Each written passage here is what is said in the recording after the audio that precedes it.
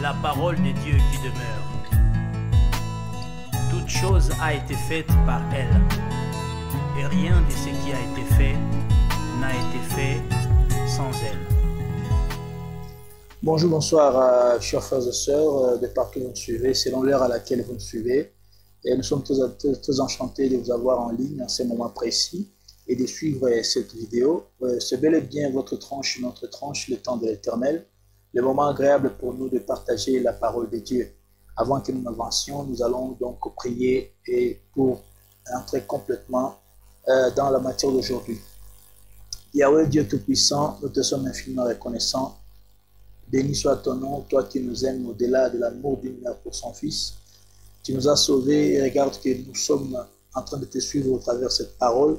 Laisse que ton Esprit Saint nous guide du début, l'acheminement et la fin, selon ta volonté, au nom de Jésus-Christ. Amen. Bien-aimés dans le Seigneur, encore une fois de plus, bienvenue à la présentation de cette tranche, ce bel et bien moi, Kakagad. Et si vous nous recevez chez vous, dites merci à notre frère donc du Virache, avec à la lumière aujourd'hui est tenu par notre frère Roger Malimingi. Et nous vous rappelons que nous étions en train de partager sur la vérité sur la bénédiction. La vérité sur la bénédiction. Et nous avons dit que la bénédiction étant une puissance divine qui nous permet d'acquérir ce dont nous avons besoin conformément à la volonté de Dieu, il était alors important de savoir que la bénédiction ne veut pas simplement dire des matériels, la voiture, le voyage en Europe, le mariage, les enfants.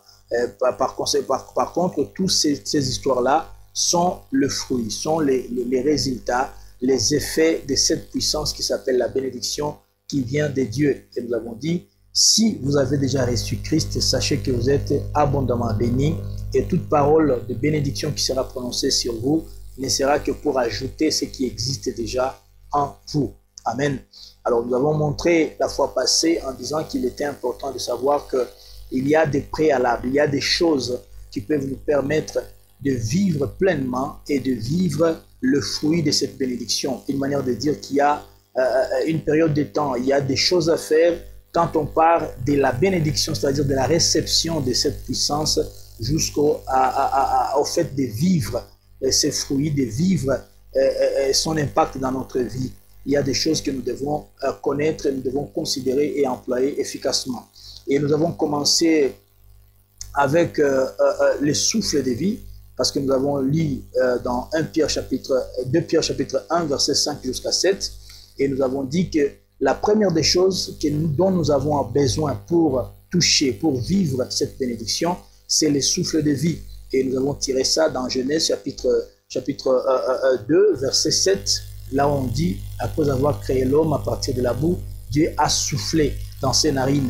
Donc je dis, dès que vous êtes en vie, si vous êtes en vie, sachez que ce que Dieu a promis se réalisera. Et toutes les paroles de bénédiction prononcées sur vous trouvera un temps indiqué pour que cela s'accomplisse de façon effective, de façon réelle. La seconde chose, nous avons dit que nous avons besoin du Saint-Esprit, le Saint-Esprit. Le Saint-Esprit, c'est un passage obligé parce que c'est lui qui nous guide vers notre destinée, qui nous guide vers l'accomplissement de ce que nous avons reçu comme bénédiction, comme prophétie et des déclarations faites sur notre vie. Amen, amen. Et ici, je vous rappelle que dans même Israël qui avait la promesse de parvenir à la terre promise, il était important que Dieu les accompagne pendant la nuit comme une colonne de feu et pendant la journée comme une colonne de nuée. Donc j'avais dit qu'il est important, même si vous demandez que Dieu vous bénisse, quand Dieu vous bénisse, il est encore important que lui-même Dieu vous conduise dans l'accomplissement de cette bénédiction de façon effective, car seul lui connaît les secrets. Et c'est par le Saint-Esprit que le Seigneur nous guide dans la vérité, comme Jésus-Christ avait dit. Alors la troisième chose aujourd'hui, nous allons lire d'abord l'écriture qui va nous guider. Nous sommes dans Proverbes chapitre 16, verset 20. Je vais lire pendant que la réalisation nous balance les écritures sur votre écran.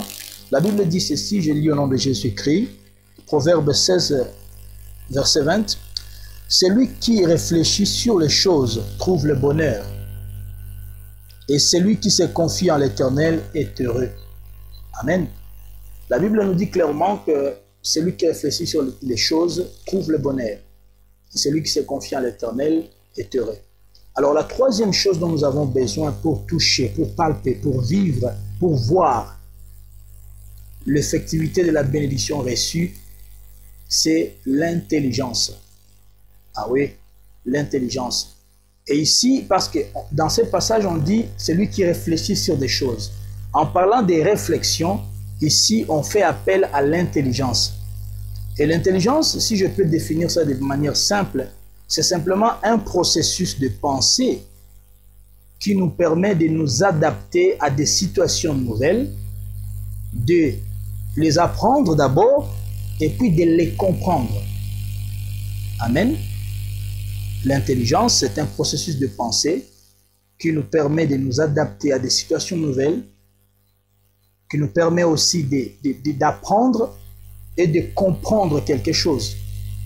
C'est pourquoi, si quelqu'un croit que pour être intelligent, il faut avoir un diplôme de doctorat, je ne sais pas, et être licencié, être un professeur ordinaire, ainsi de suite, ça c'est une conception erronée, car l'intelligence, c'est simplement cette capacité de penser qui nous permet de nous adapter à des situations nouvelles. C'est pourquoi vous trouverez quelqu'un qui est entré à l'école maternelle, ne savait même pas tenir le stylo, mais après un temps, il est capable d'écrire A, B, C, ainsi de suite. Il ne savait pas calculer 2 plus 2 est égal à 4, il fallait qu'on l'apprenne. Donc c'est ce processus de pensée qui nous permet de nous adapter à des situations nouvelles et aussi d'apprendre et de comprendre des choses. C'est ce que nous appelons intelligence. Alors la troisième chose, j'avais dit, pour que vous bénéficiez, pour que vous touchiez au fruit de cette bénédiction, vous avez besoin de l'intelligence. Et Dieu merci parce que chacun de nous a reçu cette faculté, cette capacité. Amen. Et puis on nous dit ici clairement que celui qui réfléchit sur les choses trouve le bonheur. Et réfléchir sur les choses, ça veut dire simplement que quand on prononce, je m'excuse, une prophétie, une parole de bénédiction, vous ne devez pas croiser les bras. Non. Vous devez réfléchir. Vous devez réfléchir sur la question pour voir comment amorcer un processus qui vous permettra de vivre effectivement cette bénédiction. Je donne un exemple. Le pasteur prie pour tous les étudiants qui se préparent à la session. Après avoir prié pour vous, il déclare des choses. Mais ne croyez pas qu'il faut que les côtes viennent sans que vous ne puissiez employer quoi que ce soit. Vous devez réfléchir. Il faut toujours réfléchir afin de vivre cette bonté. Il faut réfléchir sur tes côtes à l'école. Il faut réfléchir sur le processus de ton mariage. Il faut réfléchir sur les talents que Dieu t'a donnés. Comment est-ce qu'il faut faire pour avancer? Il faut réfléchir pour ton entreprise. Pourquoi mon commerce n'avance pas comme je le voulais? Il faut réfléchir. Donc, ici, il y a l'appel à l'intelligence. Alléluia. Par moments, dans des communautés chrétiennes, nous employons mal la compréhension des choses dans le sens où il y a des choses qui nécessitent l'intelligence, mais nous faisons appel aux choses spirituelles. Oui, la spiritualité domine, c'est vrai. Mais il n'est pas question qu'on vous présente par exemple la nourriture avec une cuillère et que la personne qui vous a donné la nourriture vous prenne encore par la main pour vous faire manger. Alléluia. Je ne sais pas si je me fais comprendre. Vous devez avoir la capacité de réfléchir. Vous venez toujours à l'église, au moment des offrandes, vous faites semblant comme si vous ne saviez pas qu'il est temps de l'offrir. Pourquoi? Simplement parce que vous n'avez rien en poche. Et par moment, quand on demande pourquoi vous n'offrez pas, vous donnez une raison qui n'est pas valable. Je m'excuse de dire ça. Non, je n'ai pas de travail. Je n'ai pas de travail. Comment se fait-il que tu n'as pas de travail? Alléluia. Et on va voir plus loin le terme travail qui va revenir dans la tranche. Nous n'avons pas de travail. Et quand on vous dit qu'est-ce que vous aimeriez faire, vous dites je devais faire ceci mais il n'y a pas de moyens. Qu'est-ce que cela veut dire en fait? je n'ai pas de moyens. Alléluia. Mais tu as une tête.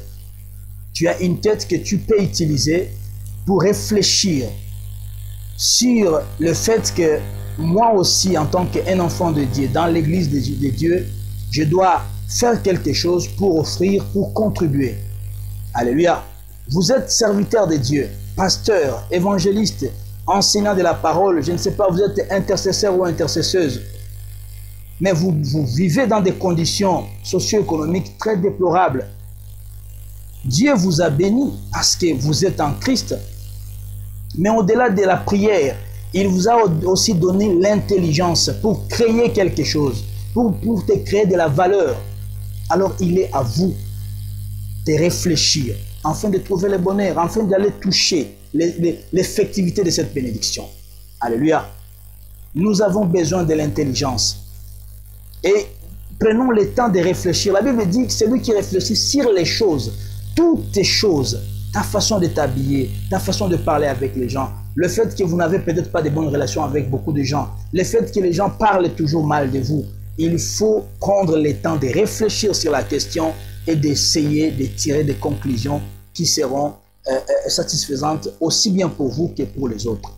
Donc, pour arriver à toucher effectivement la bénédiction que Dieu vous a déjà donnée, car Jésus dit dans Marc chapitre 11, verset 24, il dit quand vous priez, sachez que ce que vous avez demandé, croyez que ce que vous avez demandé, vous l'avez déjà.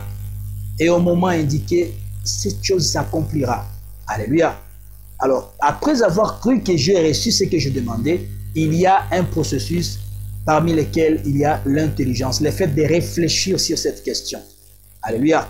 Et la quatrième chose, je vais m'arrêter avec ça, mais nous allons développer plus tard, c'est le travail. Alléluia. Le travail. Alors, nous allons prendre cette écriture que nous allons voir la fois prochaine. Nous trouvons ça dans Genèse chapitre 2, verset 15, là où la Bible dit, après avoir créé l'homme, Dieu l'a pris et l'a amené dans le jardin d'Éden, afin qu'il puisse garder ce qui était là, afin qu'il prenne soin du jardin. Ça veut dire simplement, mon frère, ma soeur, si j'appelle travail, je devais normalement dire l'action. Donc on a besoin du souffle de vie, du Saint-Esprit, de l'intelligence et aussi de l'action. Parce que celui qui travaille, il agit. Merci beaucoup de nous avoir suivis aujourd'hui. C'était le temps de l'Éternel. Nous avons continué avec la vérité sur la bénédiction. Et nous sommes en train de développer le processus nous permettant d'aboutir ou d'arriver à toucher effectivement ce que Dieu nous a donné comme bénédiction.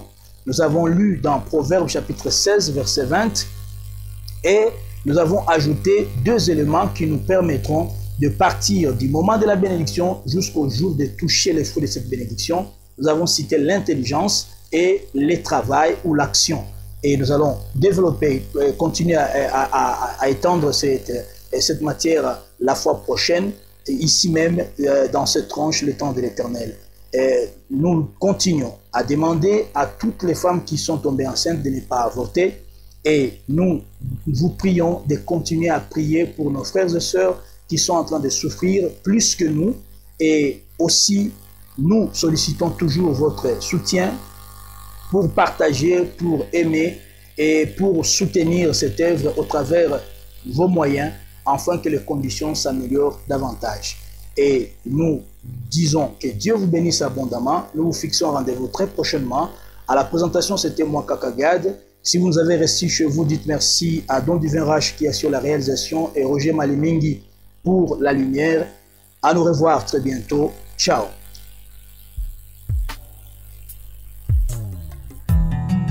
C'est la parole de Dieu qui demeure.